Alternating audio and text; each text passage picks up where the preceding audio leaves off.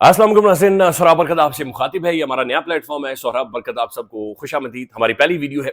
नाज़रीन, जो लोग नए हैं वो तो सब्सक्राइब करें, लेकिन जो पुराने लोग हैं सोहराब बरकत ऑफिशियल से, ये आपकी जिम्मेदारी है भाई, आपकी जिम्मेदारी है सब्सक्राइब करना। चूंकि टारगेट ये है कि इस साल के आखिर में एटलीस्ट हमने 1 लाख सब्सक्राइबर तक पहुंचना है और 4-4.5 लाख का हमारा प्लेटफॉर्म था। हम कोशिश करेंगे कि डबल डाउन करें, ज्यादा जल्दी के साथ पहुंचे और वो नंबर दोबारा से हासिल करें।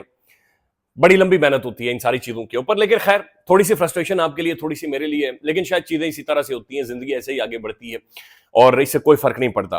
अब नाज़रीन, अहम तरीन खबरें हैं वो आपके सामने रखते हैं। एक तो पहली खबर यह है कि सोहेल वड़ाई साहब ने जो कॉलम लिखा, उसके बाद जो उन्होंने जवाब दिया, उसके ऊपर और डिबेट हो रही है। और वड़ाई साहब नाज़रीन एक ऐसी गुफ्तगू कर रहे हैं जिसके अंदर बहुत सारे सवाल पैदा हो रहे हैं। आज उनके हवाले से एक मजहबी टच भी बाकायदा से दे दिया गया है। कल उनके खिलाफ एक दरखास्त दायर हुई, उसके ऊपर भी जवाब आ चुका है कि इंस्टीट्यूशंस इसके पीछे नहीं है, इसके पीछे पीटीआई के फॉलोअर्स हैं। इंस्टीट्यूशन पीछे नहीं है सोहेल वड़ाई साहब का। ये बाकायदा से कामरान शाहिद साहब ने ट्वीट करके कहा कि इंस्टीट्यूशन पीछे नहीं है, इसके पीछे पीटीआई के ट्रोल्स हैं या पीटीआई के फॉलोअर्स हैं। सोहेल वड़ाई साहब जो अपने खुद उस जो जवाब उन्होंने दिया उसके अंदर लिख लें कि 4 दहाइयों का मेरा तजुर्बा है, इतनी मेरी उम्र नहीं है। मोहतरम वड़ाई साहब का नाम आता है, मेरे जैसे लोगों की गर्दनें झुक जाती हैं। हम नालायकों को झुकनी भी चाहिए, उनका एक एहतराम है। लेकिन मोहतरम डीजीआई एसपीआर साहब ने नाज़रीन उनकी क्रेडिबिलिटी, उनकी ऑनेस्टी के ऊपर सवाल उठाए, उनकी शख्सियत के ऊपर सवाल उठाए। उन्होंने कहा मन घड़त का मतलब यह खुद बैठकर कहानी बनाई है, जाती मुफादात के लिए तशहीर की है, यानी जाती फायदे उठाने के लिए। तो मोहतरम डीजीआई एसपीआर साहब ने जो कहा कि जनाब इनकी क्रेडिबिलिटी कोई नहीं है, उनकी क्रेडिबिलिटी के ऊपर डायरेक्ट उन्होंने गंद उछाला, उसके ऊपर कोई वड़ाई साहब का जवाब आपको नजर नहीं आएगा, बल्कि उन्होंने घुंगरू के ऊपर से मट्टी झड़ी है कि जनाब हमाद अजहर जिम्मेदार है। वो पता नहीं जुल्फी बुखारी ने कहा सोहेल वड़ाई डिस्ट्रॉयड, तो I am not destroyed, I am back guys. समझ नहीं आई कि वड़ाई साहब, मोहतरम वड़ाई साहब क्या कह रहे हैं। लेकिन आज जो मजहबी टच आया है उससे कुछ ना कुछ समझ आ रहा है कि ये कहानी किधर जा रही है। मुनीब जो मुफ्ती साहब है, मुफ्ती मुनीब साहब, इन्होंने बाकायदा से, मुफ्ती मुनीब रहमान साहब, इन्होंने बाकायदा से एक स्टेटमेंट दिया, वो आपके सामने रखते हैं। अब नाज़रीन, जो इससे पहले जो बड़ी खबर है, बड़ी खबर यह है कि नाज़रीन ये बड़ी क्लैरिटी हो गई है कि ये मामला अब पहुंच चुका है। इमरान खान की 3 बहनें विजिज पाकिस्तान का पूरा ढांचा, पाकिस्तान का पूरा सिस्टम, पूरा निजाम, ये आमने सामने आकर खड़े होंगे।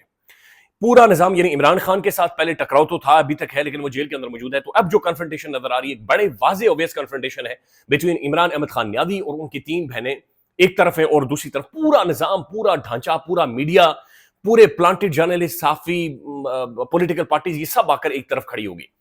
24 घंटों के अंदर अलीमा खान के 2 बेटों की बड़ी गिरफ्तारियां हुई हैं। ये दोनों बेटे, ये हाईली क्वालिफाइड लोग हैं, ये बाहर से पढ़कर आए हैं, ये जबरदस्त इन्होंने तालीम हासिल की है। एक ग्लोबल आइकॉन है, एक बैनुल अक़वामी एथलीट है, उसकी एक इंटरनेशनल प्रेजेंस है, और उसकी तौहीन तज़हीक इस तरह से की गई कि उसे चड्डी बनियान में अदालत के अंदर पेश किया गया। दूसरा बेटा, वो खुद मुल्क के अंदर आया, उसे गिरफ्तार किया गया, अटकरियों में जकड़ा गया, अटकरियों में जकड़कर उसकी तस्वीरें और विजुअल्स बनवाए गए और फिर उसका रिमांड भी दे दिया गया है। लेकिन उसके ऊपर जो अलीमा खान का रद्द-ए-अमल है वो गैर मामूली है। एक लम्हे के लिए नाज़रीन इमेजिन करें, अगर ये कोई और पाकिस्तान का खानदान होता या कोई और फैमिली होती, तो क्या यही माहौल पाकिस्तान के अंदर रहता? सिर्फ हसन नवाज साहब की, हसन नवाज की मेरे ख्याल में, जी, हसन नवाज साहब की एक तस्वीर जारी हुई थी जहां पर वो सीसीटीवी से गालिबन, वो भी नहीं ली जानी चाहिए थी, यानी वो एक जेआईटी के सामने उस वक्त मौजूद थे या नैब के सामने थे मेरे ख्याल में, वो तस्वीर खाली मंजर आम पर आई थी, तो उसके बाद रोला पड़ गया था, तौहीन हो गई हसन नवाज की, तजलील हो गई, आपने इंसानियत की तौहीन और तजलील कर दी है, आपने क्या कर दिया, आपने हमारे ऊपर हमला कर दिया है। मरियम साहबा का वो होटल टूटा, नहीं टूटना चाहिए था, बिलावल भुट्टो जरदारी, आपको याद होगा, वो असेंबली के अंदर उन्होंने कहा आप इतने बेशर्म है, आप इतने बेशर्म है।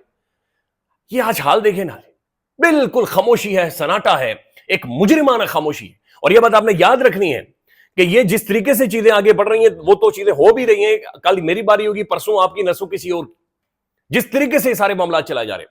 तो पूरा निजाम एक तरफ खड़ा है और दूसरी तरफ सिर्फ इमरान खान की बहनें खड़ी हैं। PTI, Tehreek Insaf as a political party, चंद लोगों के अलावा ये पार्टी नजर ही नहीं आती।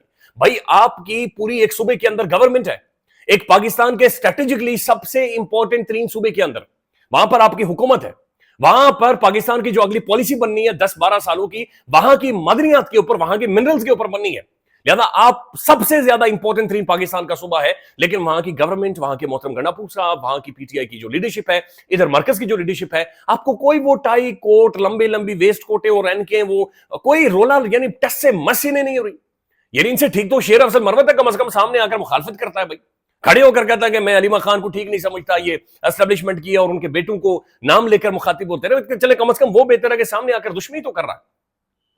कोई रेस्पॉन्स उस तरह का पीटीआई का آپ کو نظر نہیں آئے گا، کوئی احتجاج نہیں، کوئی کڑمس ڈالنا نہیں، کوئی رولا ڈالنا نہیں، بلکہ علی خان نے جو کل خود انٹرویو دیا اس کی وجہ سے بین الاقوامی رولا پڑا ہوا ہے.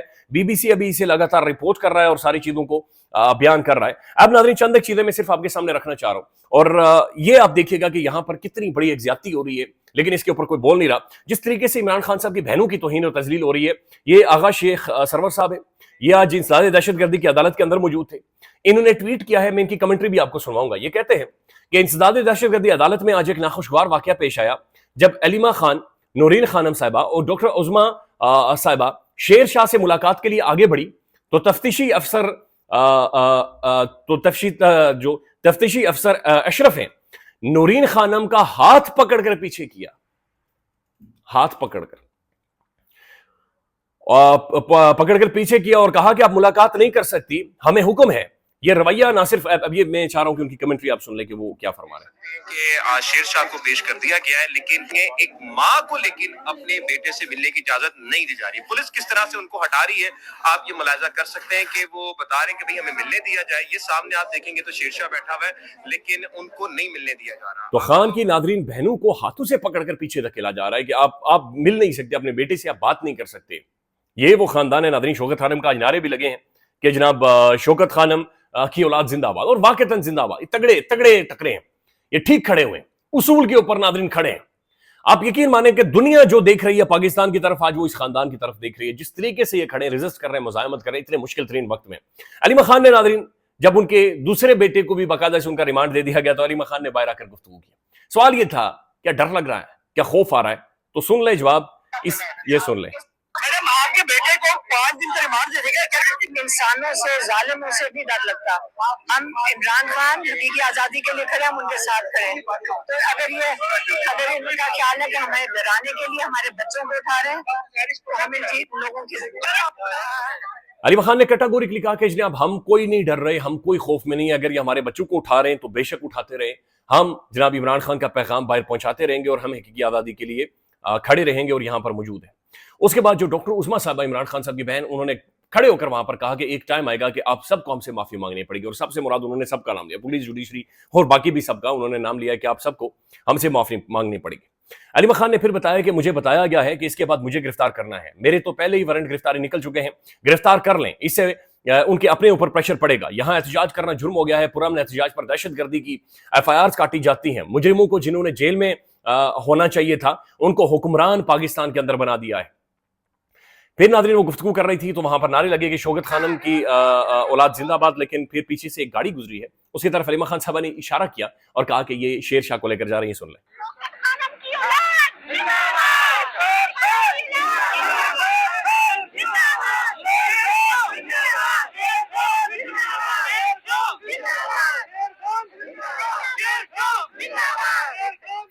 علیمہ خان نے ناظرین اشارہ کر کے کہا کہ پیچھے شیر شاہ کی وہ پولیس وین جا رہی ہے جس میں شیر شاہ ہے، یہ اس لیے نعرے لگا رہے ہیں.